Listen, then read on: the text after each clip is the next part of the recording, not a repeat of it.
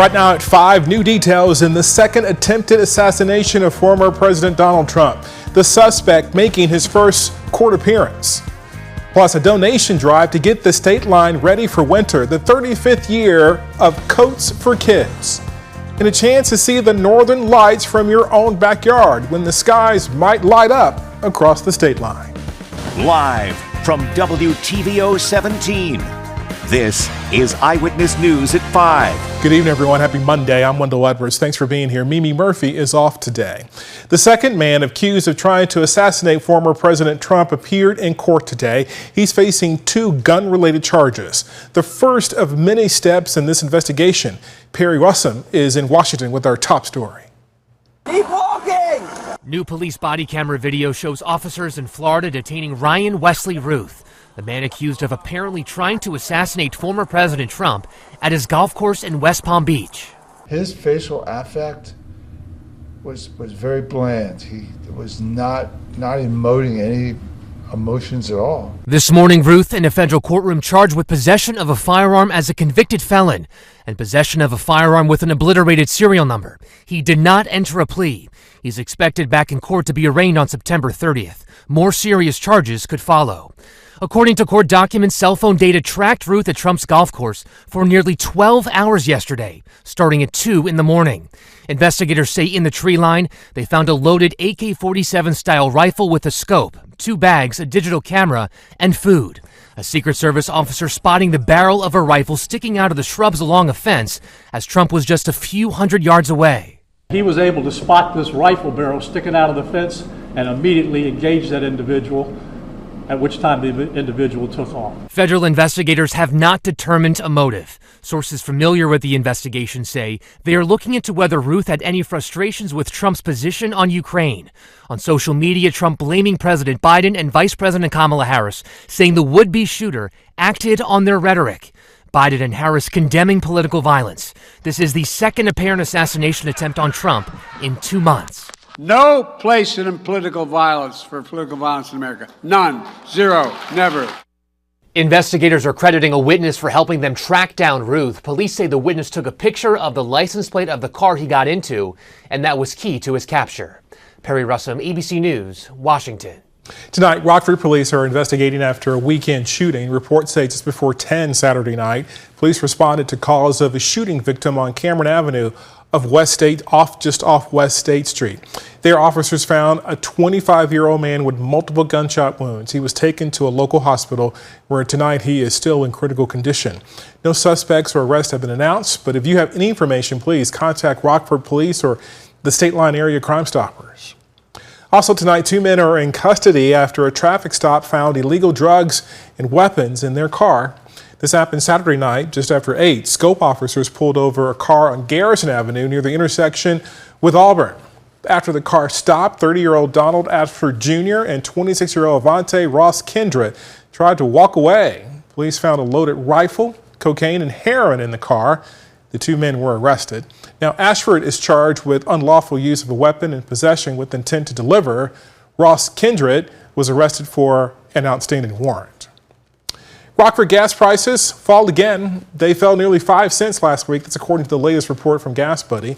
The average price at the pump here in the Forest City sits at $3.30 a gallon, nearly 35 cents lower than just a month ago. The national prices of gas and diesel are both down as well.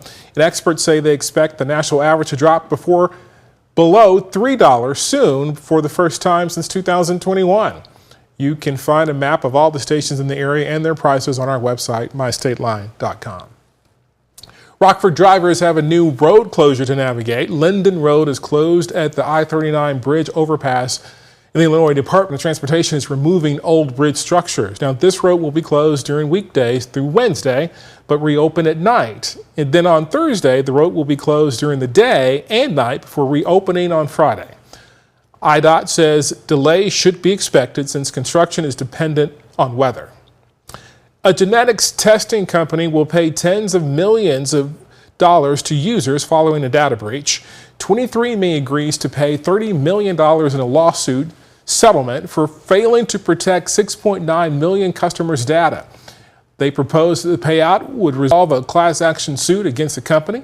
The suit stemmed from a 5-month data breach last year where people's personal information was exposed. Affected customers will receive cash payments and can enroll in privacy services. 23andMe is also requesting a halt in other arbitrations because of uncertain financial conditions. Calls to poison control centers about side effects from kids consuming energy drinks increased 20% last year. That's according to a new data from Americans Poison Centers.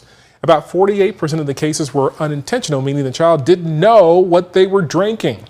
Energy drinks have high levels of caffeine and pose a danger to children. Symptoms include increased heart rate, nauseousness, and anxiousness. In severe cases, too much caffeine can cause seizures or cardiac arrest. Today marks the start of a donation drive to ensure Rockford children can stay warm this winter. Koats for Kids returns for its 35th year. The donation drive is organized by the Salvation Army. It's accepting donations as well. Donations of new or gently used winter clothing or monetary donations can be dropped off at Green State Credit Union on Riverside and Perryville. Organizers say the program can provide relief to families during a very difficult financial time. This just allows families to say like, oh man, I don't have an extra $25, $30 or whatever for a brand new coat. What a wonderful way that if we can find a coat for them to help that family say, hey, I can make sure I can pay the rent, make sure I have enough for groceries, and my kid will have a coat on their back. Donations for Koats for Kids will be accepted through the end of the month. A distribution day will be announced for next month. And if you're up late tonight, make sure to step outside for a chance to see the northern lights. Recent geomagnetic storms means the sky could light up in northern Illinois. Lights could be visible anytime between 6 p.m. and 6 a.m. No clouds or visibility issues are expected through the night, so good watching. Still to come, presidential candidates fight for key endorsements across the nation. This week's stops with just 50 days until Election Day. And coming up at 6, Rockford kicks off Hispanic Heritage Month. Music and art featured in the celebrations. Our temperatures once again back into the 80s for us this afternoon. How long that stretch of warmth is expected to continue and when we may see the pattern breakdown, all coming up in the first warm forecast a little later. You're watching Eyewitness News, your home team, with Mimi Murphy, Wendell Edwards, Scott Leber, and Chief Meteorologist Candace King. Welcome back. With just 50 days until the presidential election, both candidates are targeting those battleground states, and the campaigns are also working to secure key endorsements. Anna Brandt has the update. The week ahead is set to be a battleground state blitz. The Trump campaign says the apparent assassination attempt over the weekend won't derail their schedule. The former president is set to travel to Michigan and North Carolina, and Vice President Kamala Harris is making stops in Pennsylvania, Michigan, and Wisconsin. That's going to be where this campaign is won or lost. It was only 43,000 votes that separated Joe Biden and Donald Trump last time across 3 states. It'll probably be close again. Political science expert Todd Belt says visiting swing states is important. And so is the message the candidates use to try to win over voters there. They really want more details about what their lives would be like under each administration. Even while embracing her role in the Biden administration, Vice President Harris tells voters if she wins the White House, it'll be a new chapter for the country. I truly believe that America is ready to turn the page on the politics of division and hate. But former President Trump says the VP has already shown what her leadership means for the country. Nobody can believe how bad they've done at the border, running our country, the economy, inflation. Now VP Harris is fighting for a new endorsement from the Teamsters Union. Today she's meeting with Teamsters members and leaders at a roundtable. It's really important for someone like Kamala Harris, who will depend upon union votes, to get out there and speak to the members. And the Harris campaign is still riding a high from pop star Taylor Swift's endorsement. Surround yourself with smart women and listen to them and you'll do just fine. That includes my fellow cat owner, Taylor Swift, too, by the way. It seems to be on the former president's mind, too. In a post on his Truth Social this weekend, he wrote, "I hate Taylor Swift." In Washington, I'm Hannah Brandt.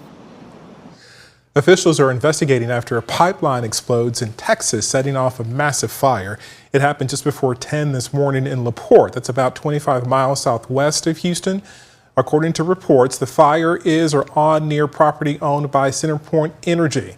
That's the electric company there. Look at those flames. The fire burned power poles and damaged a nearby park. People in the surrounding neighborhoods were ordered to evacuate their homes. Firefighters poured water on homes in an effort to save them. It is still not known what caused that fire. Back here in the state line, it was another warm and dry day. Temperatures in the mid-80s. Chief Meteorologist Candace King will let us know how this weather looks as we start off this work week. Her full forecast is next. Now, your first warned weather forecast from Chief Meteorologist Candace King.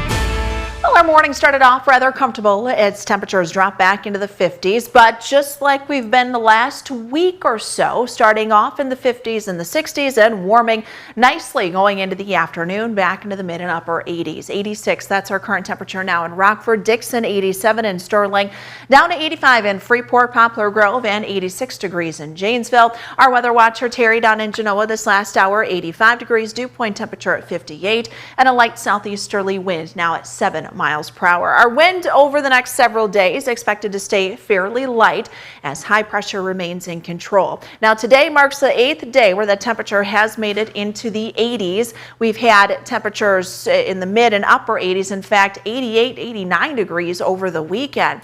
And that trend is something that'll continue not only through the rest of this week, but possibly going into next week. Now we may start to see a little more of a pattern change, which could bring the temperatures down just a bit, maybe not necessarily bringing us more rainfall, but overall kind of breaking that 80-degree stretch. But either way you look at it, even if we fall into the upper 70s, we're still staying above average as our average high drops through those low 70s the further we get into the month of September.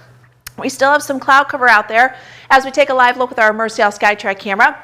Up in Beloit here late this afternoon and evening, the cloud cover that we see out now is expected to clear out, so that'll leave us with a mostly clear sky, and I think that'll bring our temperatures back down into the mid-50s here as we go through the night tonight. We're tugging in just a little bit of moisture, which is where we've had that cloud cover throughout this afternoon. There's kind of a lot, but not a lot going on here, at least for us locally. When we look at our water vapor imagery, again, this kind of shows us where we've got moisture and where we've got dry air. So you've got this ridge of high pressure building in. We're actually tugging in a little bit of moisture from the tropical system, so we're pulling in some of that there from the Gulf. You've got a tropical system down here across the southeast through the Carolinas, which has brought a lot of rainfall. We've got another dip. You can pick out kind of that counterclockwise spin back out to the west. But these two features leaves us sandwiched in the middle, and the dry air that is currently over Indiana and Ohio, that is actually going to move in our direction tomorrow. So I think that leaves us with more sunshine, and we can see that here on Futurecast as we go through the day tomorrow. We'll call it a mostly sunny day, maybe a few clouds going into the afternoon. Any rainfall stays out to the west of us throughout the day, Tuesday, Wednesday, and through most of Thursday as well. Thursday night, there is a cold front that tries to work through, but then it's pulled back north as a warm front. So what does that do for us? Well, we get a little more cloud cover in here. Notice these showers lining up along that front out to the west. This is Thursday evening. As it comes through, we may see a small chance for a shower, but I'm not getting my hopes up too much for that, at least Thursday going into Friday. As another area of low pressure moves in going into the weekend, this could bring us a better chance for at least some rain compared to what we had this past weekend, where we really didn't see much. All those isolated showers stayed out to the west of us, and this is where I think at least the pattern breaks down in the precipitation aspect. Not necessarily bringing those temperatures down quite a bit, but maybe a little more of a chance for rain as we head into early next week. Again, it's not looking overly high, but more so than what we've had here for at least the last week, week and a half. Temperatures, notice we're staying in the 80s, could reach the upper 80s again ahead of that front on Thursday, and then dropping down through the lower 80s by the time we get into early next week. Candace, thank you. Scott's in next with sports. The Bears are about to find out how mentally tough their rookie quarterback is after 2 rough weeks of action. And the Packers have nothing but praise for the man who is taking, for now, Jordan Love's spot.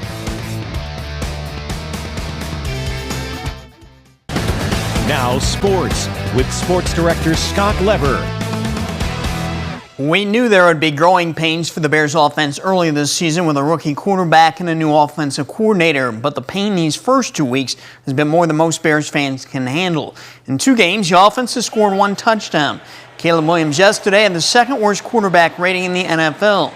He was off with some of his passes, he threw 2 interceptions, but he also had no help at all from his offensive line. He was sacked 7 times. Williams is chalking this one up as another learning experience. Obviously, I'm a young guy, but understanding it's a long season, understanding that it's week 2, understanding that we're going to respond, and just get better every day, get better at practice, all these different things throughout the weeks, attention to details and things like that. We win as a team, we lose as a team. I know that's an old coaching cliche, but that is so true. The only way to win in this business is to do it together, and so we'll be making sure that everybody stays together. Well, how smart do the Packers look for making that move 2 weeks ago to trade for Malik Willis? He looked more than capable yesterday of getting the job done while Jordan Love is out. He was an efficient 12 of 14 passing with 1 touchdown pass. He did not turn the ball over and he didn't force things. And the Packers were able to run the ball to take pressure off of Willis. For only his 4th NFL start, he was pretty good. His confidence has never been higher. I'm more blessed than anything. I'm just grateful for God giving me another opportunity somewhere different, a clean slate, and just giving me the opportunity to be around guys who helped me get going in this past 3 weeks as far as just learning as much as I can, and guys in that locker room who are behind you, whoever's starting, and just continuing to have that confidence in you. It builds. NIU's football team still is not ranked in the coaches poll this week. The Huskies did climb 2 spots in the AP poll to number 23. The Huskies were idle over the weekend. They will take the field this Saturday afternoon in DeKalb for their MAC opener against Buffalo. Kickoff will be at 2:30. That's sports. We'll be right back.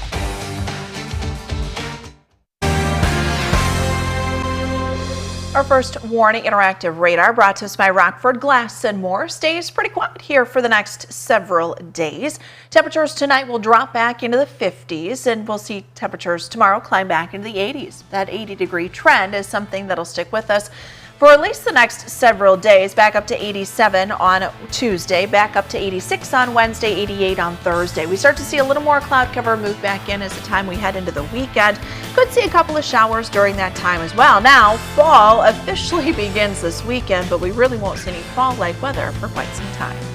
Thank you, Candace. Thank you for watching. I'll see you again tonight at 6.